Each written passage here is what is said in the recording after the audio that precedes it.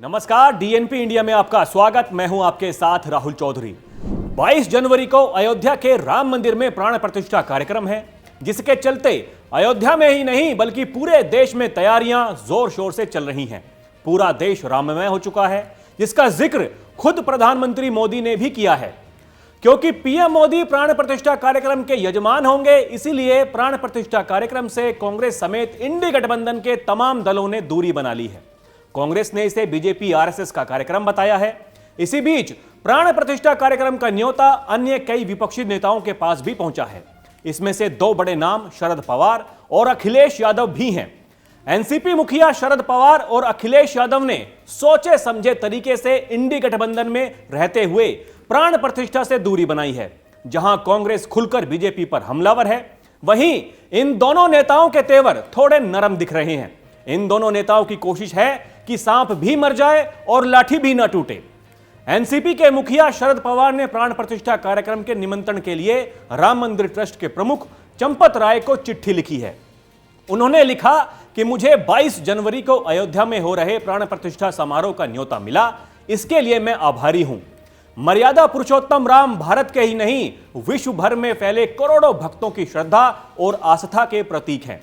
अयोध्या के समारोह को लेकर राम भक्तों में उत्सुकता और आतुरता है और वे भारी संख्या में वहां पहुंच रहे हैं। उनके माध्यम से इस ऐतिहासिक समारोह का आनंद मुझ तक पहुंचेगा। 22 जनवरी के समारोह के समापन के बाद श्री राम लला के दर्शन सहजता और आराम के साथ किए जा सकेंगे। मेरा अयोध्या आने का कार्यक्रम है, उस समय श्रद्धा के साथ श्री राम लला जी के दर्शन करूंगा। तब तक राम मंदिर का निर्माण भी पूरा हो चुका होगा।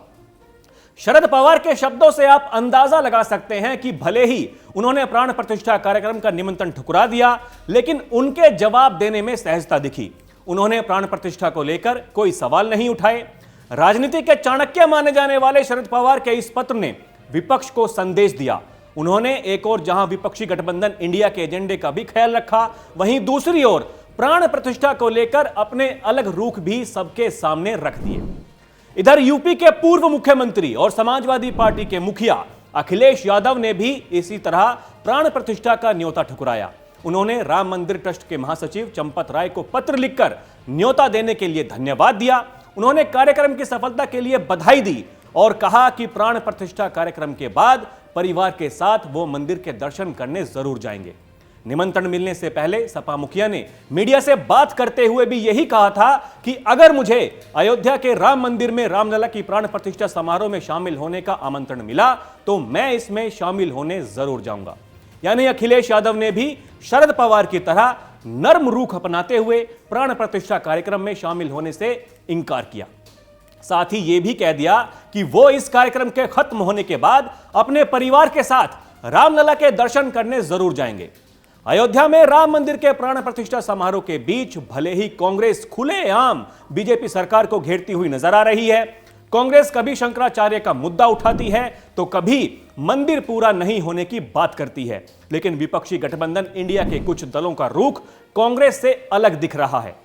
सपा और एनसीपी ने भले ही मंदिर के समारोह में आने से मना कर दिया, लेकिन उनका सॉफ्ट अंदाज कुछ अलग ही कहानी बयां कर रहा है। एक तरफ तो शरद पवार और अखिलेश यादव के इस रवैये के मायने गठबंधन की एकता पर सवाल खड़े कर रहे हैं, दूसरी ओर इन दोनों ही घटक दलों ने आगामी लोकसभा चुनाव को ध्यान में रखते हुए एक तीर से दो निशाने साधे हैं। इनकी तरह से हिंदू और मुस्लिम दोनों ही वोटर्स को साधने की कोशिश की गई है और एक तरह से कांग्रेस को नसीहत भी दी गई है। तो अभी के लिए इतना ही। खबरों का सिलसिला जारी है। आप देखते रहिए डीएनपी इंडिया। नमस्कार।